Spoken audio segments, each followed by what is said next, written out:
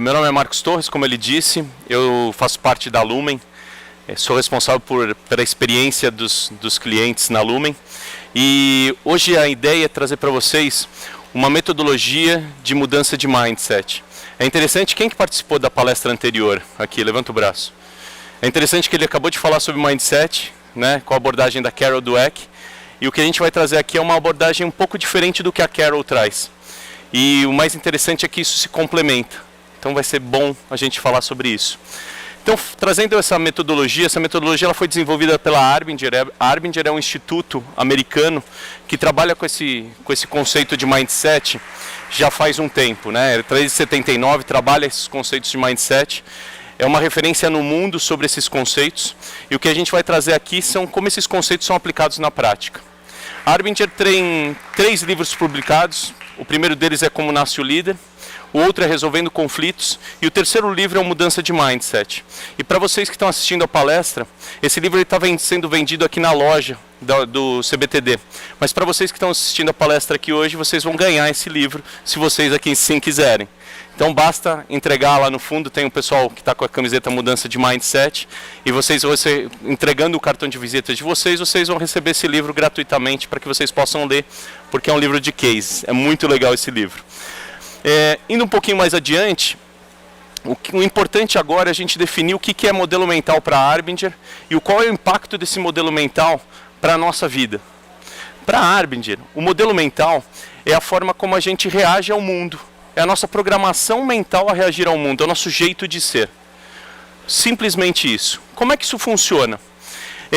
Quando a gente enxerga uma situação, a gente percebe essa situação de acordo com o nosso modelo mental. Com a forma que a gente foi criado, a cultura em que a gente está inserido, a educação que a gente teve, a educação dos nossos pais, tudo isso, as nossas experiências, tudo isso vai formando a maneira como a gente começa a perceber esse mundo, que pode ser diferente de pessoa para pessoa. E a forma como a gente percebe o mundo vai estar intimamente ligada à forma como a gente reage a esse mundo.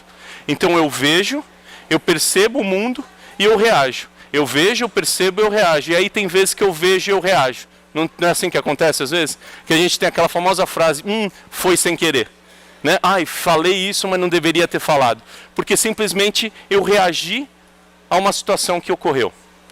Né? E quando eu reajo, quando a gente tem respostas automáticas ao mundo, por um momento isso é bom. Por que isso é bom?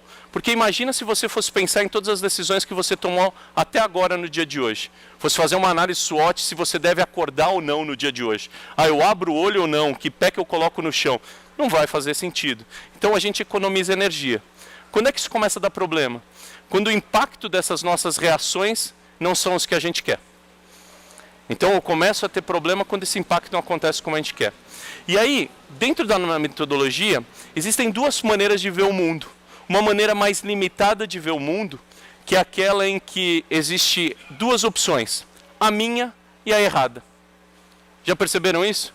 Não tem situações em que tem a sua visão de mundo e a errada, que é a do outro? E aí como é que a gente lida com o errado? É fácil lidar com o errado? Não é muito complicado lidar com alguém que está te contrapondo e você acha que aquilo é errado? Né? Se a gente pegasse o exemplo das eleições, ia ser ótimo, né? Como é que o pessoal que votou no Bolsonaro via quem votava no Haddad, e como é que o pessoal do Haddad via quem votava no Bolsonaro, né? E aí os grupos de WhatsApp se desfizeram, né? Porque hoje é fácil a gente excluir alguém da nossa vida, né? Vai lá no Facebook, exclui o cara, vai lá no WhatsApp, exclui a pessoa e a coisa vai indo. Né? Essa visão limitada de mundo que a gente chama, é uma visão dentro da caixa, em que eu estou focado em mim mesmo. Estou focado nas minhas necessidades, nos meus desafios e nos meus comportamentos. E quando eu estou muito focado em mim mesmo, eu percebo o outro. Eu consigo perceber as necessidades do outro. Essa é a questão. A ideia aqui é a gente sair dessa visão limitada de mundo para uma visão mais expandida de mundo, em que eu enxergo o mundo por diversas perspectivas. E quando o outro tem uma postura diferente da minha, está tudo bem. Quando o outro tem uma ideia diferente da minha, está tudo bem, porque talvez na visão do outro isso faça sentido. Faz sentido isso para vocês? Essa é a história que a gente começa a contar a partir de agora. E quando eu começo a ter essa visão mais ampliada de mundo, eu tenho uma visão fora da caixa, que é uma visão em que eu levo o outro em consideração, em que eu estou aberto ao outro. Indo um pouquinho mais além, os resultados que você tem hoje os impactos que você causa no mundo são frutos do quê? Por que você traz um resultado determinado para o mundo? Porque você se comporta daquele jeito. Né? Então eu me comporto no mundo, eu trago resultados, tenho um impacto no mundo.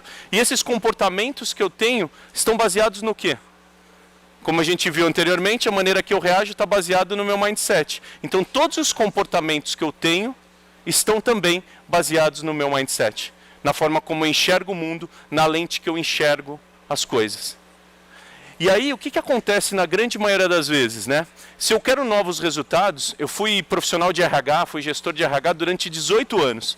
O que acontecia, né? Quando alguém tinha um problema de comunicação, eu ia lá, dava um treinamento de quê? De comunicação. Aí eu pegava a pessoa, aprendia uma série de técnicas para fazer a comunicação acontecer e ia aplicar aquelas técnicas. Aí, aplicando aquelas técnicas, ela aprende como postar a voz, como observar o outro, como gesticular, porque eu tenho que ter sintonia com o outro, então eu sento exatamente com o outro para ganhar essa sintonia e assim vai. Já aconteceram com vocês, de vocês trabalhando o comportamento para obter esse novo resultado, de utilizar técnicas, aprimorar algumas coisas e conforme foi passando o tempo voltar a ter o mesmo processo anterior, o mesmo comportamento anterior? Já aconteceu com vocês? Comigo já. Por quê? Porque muito provavelmente você trabalhou o comportamento e o comportamento volta ao processo anterior se eu não trabalhar na essência dele. E a essência dele qual que é? É a questão do mindset. Então, quando eu trabalho o mindset por esse novo resultado que eu quero ter, eu também trago o comportamento. Então pode ser que nesse treinamento de técnicas você refletiu sobre os seus mindsets, sobre as suas verdades. E aí você também mudou a forma de ver o mundo e ver a outra pessoa. Então o que vai mais do que me comunicar melhor é como eu estou vendo o meu interlocutor.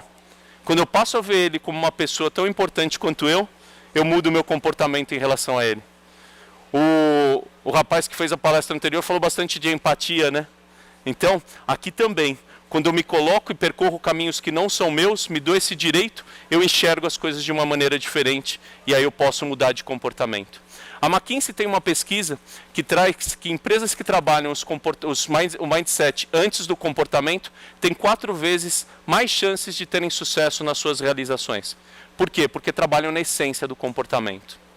Para entender um pouquinho mais sobre isso, vamos entender os 2 tipos de mindset que a Arbinger traz para a gente. O primeiro tipo é o tipo do mindset dentro da caixa, como eu já falei. O que é esse mindset dentro da caixa? É quando eu estou focado em mim mesmo. O foco das minhas ações sou eu. São os meus comportamentos, as minhas necessidades e os meus desafios. Se eu estou focado em mim mesmo, eu consigo perceber o outro? Consigo ou não? E aí, essas necessidades, objetivos e desafios do outro eu simplesmente ignoro. Então isso não existe para mim. Como é que os outros são para mim? A gente fala que os outros passam a ser objetos para mim. Por mais frio e cruel que isso possa parecer. São objetos em que sentido? Eles vão ser meios em que eu vou usar para conseguir o que eu quero. Eles vão ser obstáculos que estão me atrapalhando, em que eu vou culpar e criticar. Ou eles vão ser irrelevância, simplesmente eles não funcionam. É legal que um gestor, às vezes, contrata alguém para ser um meio para ter resultado, depois esse cara não vai dando resultado, ele passa a ser um obstáculo, e depois que ele continua ali na empresa, o que a gente faz com ele? Ele vira uma irrelevância. E aí eu não falo mais com esse cara, vou excluindo ele das coisas. O que é a grande coisa aqui? É que os outros não importam tanto quanto eu. Essa é a grande coisa de estar dentro da caixa. O que importa sou eu. Quando eu vou para fora da caixa, aí é diferente. O foco em mim está em mim, mas os outros também são importantes. Os outros são pessoas tão importantes quanto eu. Sendo pessoas tão importantes quanto eu, essas pessoas têm necessidades, desafios e objetivos que podem ser diferentes dos meus. Faz sentido isso para vocês? E aí quando eu entendo que essa pessoa é uma pessoa e também tem todas essas necessidades, objetivos e desafios, eu começo a levar toda essa situação em consideração para atuar com essa pessoa, para interatuar e me interrelacionar com ela. O que acontece a partir desse momento? Eu vejo essas pessoas realmente como pessoas. É importante que se diga que entender a necessidade do outro não quer dizer suprir a necessidade do outro. Faz sentido? Entender a necessidade do outro quer dizer que eu vou entender porque o outro se comporta dessa maneira. E aí eu posso ajustar os meus comportamentos até para falar um não, até para impor um limite. Ou seja, os outros importam tanto quanto eu. E é assim que a gente começa a se relacionar com o mundo. Eu estava na minha casa fazendo um churrasco com os amigos uma vez, e a Fernanda, que é uma amiga minha, estava com o esposo, com o Rodolfo, e ela chegou e falou assim: Marcos, você não sabe o que o Rodolfo fez? Eu falei: Fernanda, o que ele fez? A gente estava voltando uma viagem do Chile, super romântica, com os filhos e tudo, e aí ele estava indo no saguão do aeroporto, em direção ao estacionamento, com o carrinho cheio de malas, o filho em cima da bagagem, e aí ele levando. No lado oposto, vinha vindo uma senhora mexendo no celular.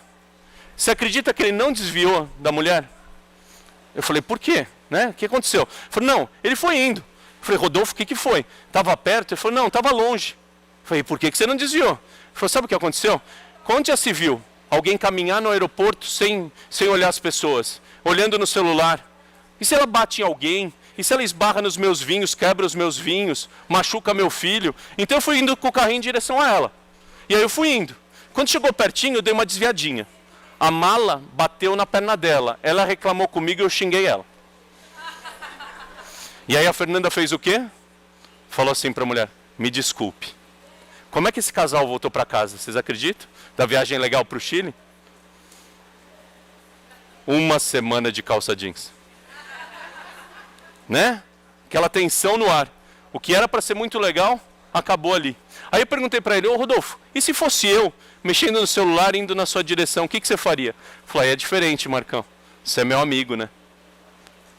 Como é que o Rodolfo estava vendo a mulher? Como uma pessoa ou como objeto? Como objeto. Literalmente, né? Estava atrapalhando a passagem dele. Como é que ele me vê? Como uma pessoa. E aí, a mesma história, mesma cena, atores diferentes, interpretações diferentes, reações diferentes. É isso que a gente traz.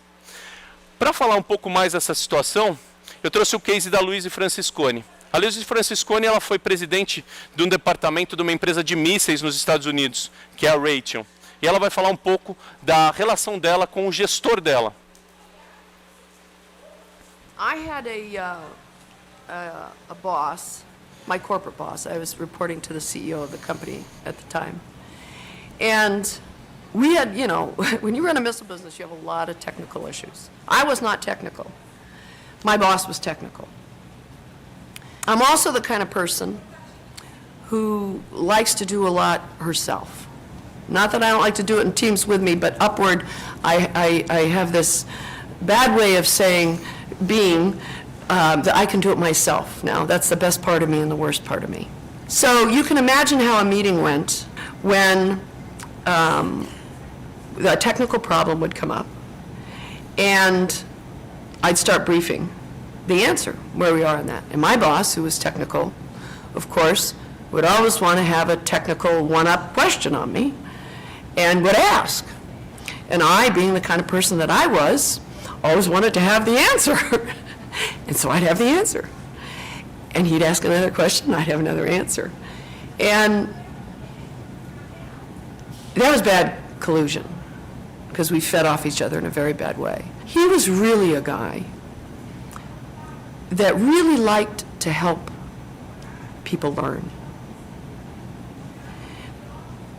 I always felt he was micromanaging me. So whenever we got in our collusion, it was never good, because he would hear, she doesn't want any help, she thinks she knows everything, I'm going to send down people to help her, and I would hear, he doesn't think I'm capable of it, he doesn't think I'm working hard enough, he doesn't think I'm working this problem, I'm going to do it harder. Those people would come down, I'd get my whole team together, they always knew I worked as hard as could be, so they'd stand right behind me. My gosh, nobody's working harder than Luis to help this business. So they're lined up behind me, he'd bring in his fleet of teams, you know, they're lined up behind, and what do you think is happening? One group's trying to help, sort of, not really, but they're trying to help. We're trying to, you know, look like we're in charge, not really, but sort of, you know. The collusion was brutal. And it drove deep within the organization because they had such loyalty to me as a leader. And it got so bad, I was thinking of quitting because I didn't like my job. Because I really was putting my heart and soul in it, and I didn't think my boss appreciated it. Como é que era a visão que a Louise tinha do chefe dela? Era boa? Era um chefe centralizador? Era um chefe que microgerenciava? Um chefe que testava o tempo inteiro para ver se ela sabia das coisas? Ela não era técnica, ele sabia que ela não era técnica, ele pegava no ponto fraco dela. Essa visão é uma visão que ela tem. Tendo essa visão a respeito dele, como é que vocês acham que essa relação acontece? É uma boa relação entre eles? Não.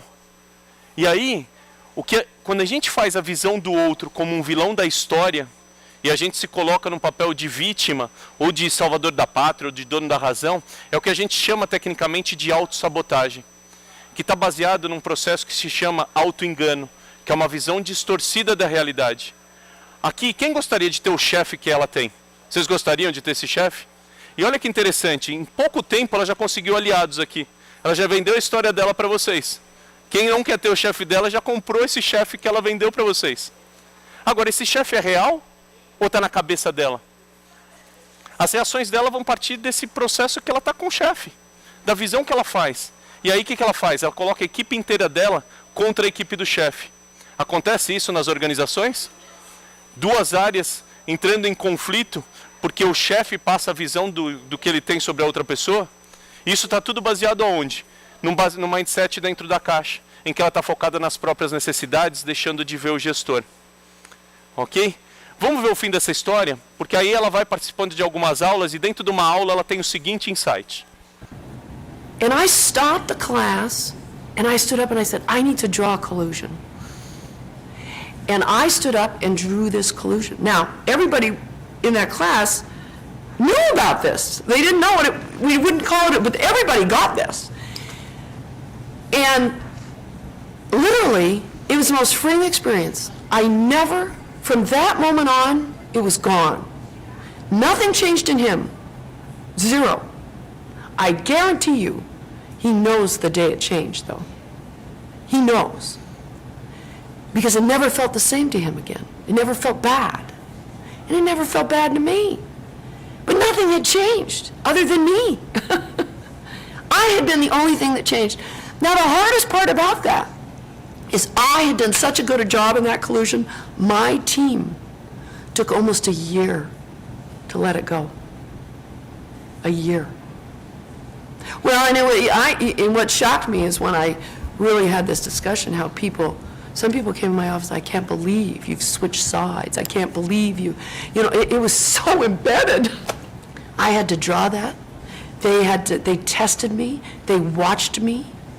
They wanted to really know, is she real on that? And I was. My heart had changed. I got it. That, to me, it was a lifesaver for me personally, because it was so difficult for me. Where I was in my personal career because of that, what I felt about myself was so wrong, but it affected everything I did every day, even in my personal life and at work. And the damage that I was doing to the broader organization was huge. It was huge. And the power of it was two things. How free I got so fast. It was remarkable how you could just let it go. And how much damage I had done by gathering armies in my collusion. And how hard that was to change. And that as a leader, that was a huge responsibility focus for me. To me, it was probably one of the most powerful, I would say it was the most powerful learning experience in my whole career. Fundamental o processo dela de entendimento do quanto ela era responsável pelo que estava acontecendo. Né? Da forma de ver o chefe, quando ela passa a mudar a forma de ver o chefe dela, ela muda a postura em relação a isso. E o mais interessante é que ela tem uma equipe que ela colocou contra a equipe do chefe, né?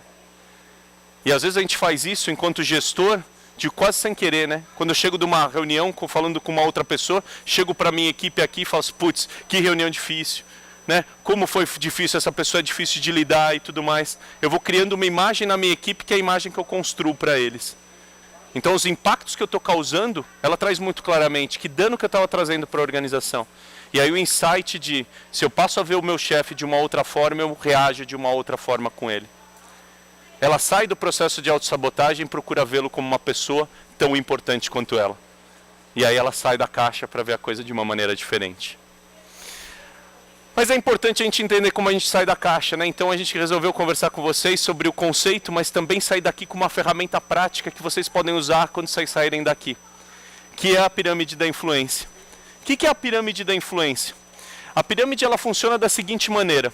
Primeiro, é básico que eu tenho que enxergar o outro como uma pessoa tão importante quanto eu.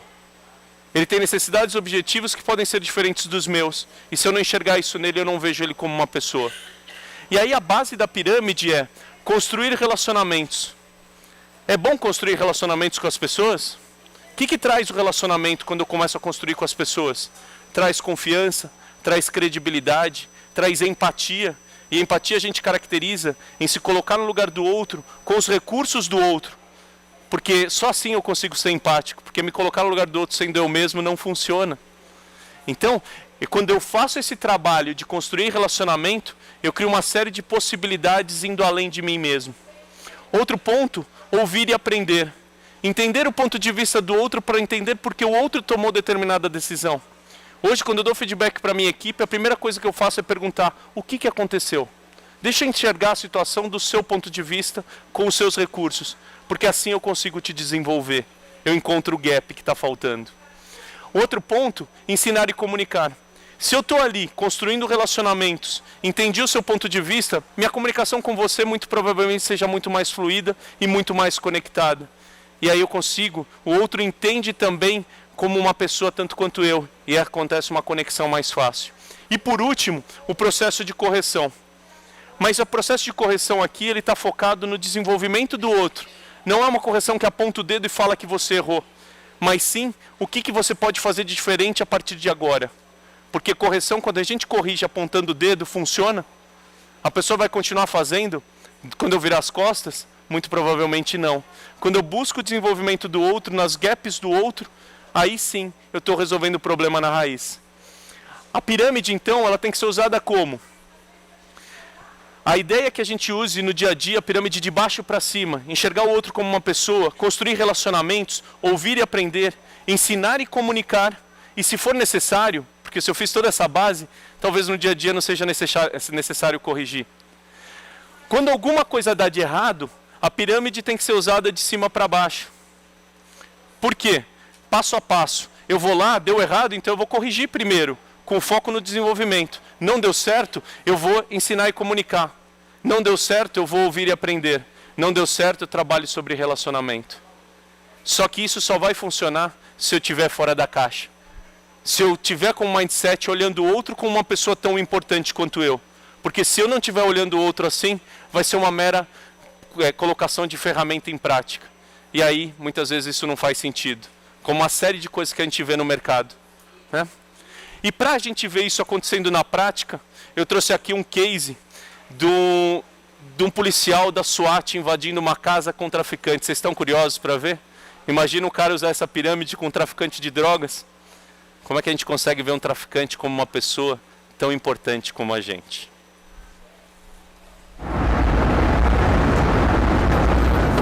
So we served a search warrant on this house that had been occupied by some gang members, and the whole purpose of them being there was to sell drugs. We kick in the door, and there are several gang members in the house, and we get them all secured and rounded up, and we've separated the main group of the gang members off from this one individual that the detectives wanted to talk to. So he's standing by the couch, and tactical protocol says that we put everybody in a seated position.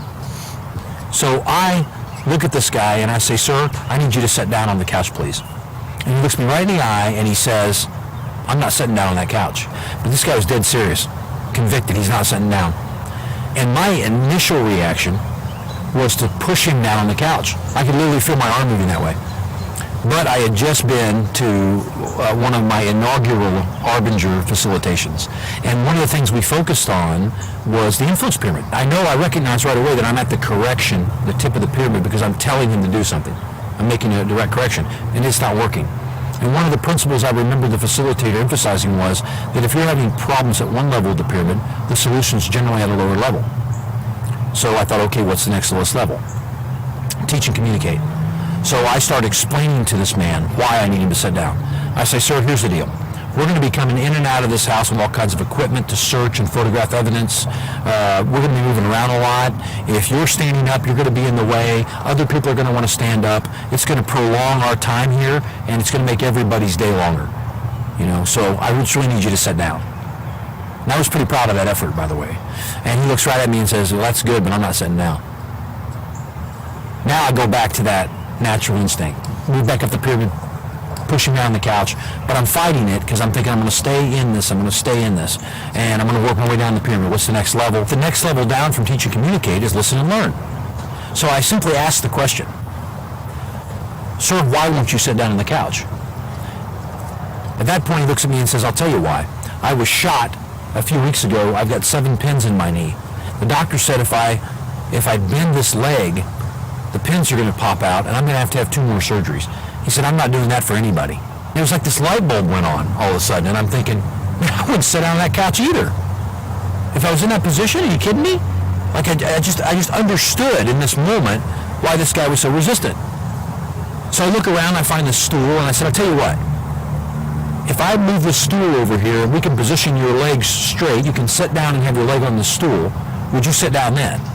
And he says, yeah, I'll do that. So we get the stool in position, we help him navigate into a seated position, get his legs straightened out. Everything from there goes smoothly. Dá para aplicar a pirâmide? Sensacional essa história, né? O Chip é um parceiro nosso, às vezes a gente tem contato com ele, e é esse cara mesmo. Esse cara que muitas vezes foi um policial da SWAT duro e que chegava quebrando tudo. Para vocês terem uma ideia, o Chip, ele durante um tempo foi recordista de litígios com a população, o batalhão do Chip. Litígio com a população é o processo que a população coloca na polícia por excesso de violência. Esse cara aqui. Então ele traz pra gente um case real de um processo de estresse absurdo, que é invadir uma casa, e ele consegue colocar essa pirâmide em prática. Na verdade, o que a gente quer trazer para vocês é que todos nós somos humanos, somos pessoas, e a gente vai transitar de estar dentro e fora da caixa em alguns momentos o tempo inteiro. Com algumas pessoas, uma fração de segundos a gente vai para dentro da caixa, em outra a gente fica fora da caixa, e que cabe a gente fazer esse processo acontecer. O que a gente traz aqui, na verdade, é que se eu estou dentro da caixa e o outro também está dentro da caixa, o que acontece com essa relação? Ela vai ser boa? A tendência é que não. E aí eu posso sim sair da caixa. Quando eu saio da caixa, o outro vai sair da caixa? Vai ou não vai? Não necessariamente. Talvez o outro continue na caixa. Mas se ele sair da caixa, como é que fica essa relação? Não fica muito mais legal? Não fica uma compreensão mútua das necessidades uns dos outros? Imagina isso dentro de uma organização. E é isso que a gente vê nas organizações, um trabalho mais colaborativo em função de objetivos comuns. Agora, se esse outro não sai da caixa, como é que a gente faz? Talvez a gente vá para dentro da caixa de novo, né? Isso é uma opção sua. Ir para dentro da caixa é o que a gente pode fazer, ou se manter fora da caixa. Na minha experiência com a metodologia, eu enxergo que nunca é bom estar dentro da caixa. Nunca. Porque ela sempre me traz um primeiro impacto do processo de autossabotagem, de ver o outro como um vilão da história. Então, o que a gente traz como mensagem final para a gente aqui, é que a mudança mais importante é fazermos nós mesmos o que a gente espera que o outro faça. Obrigado, pessoal.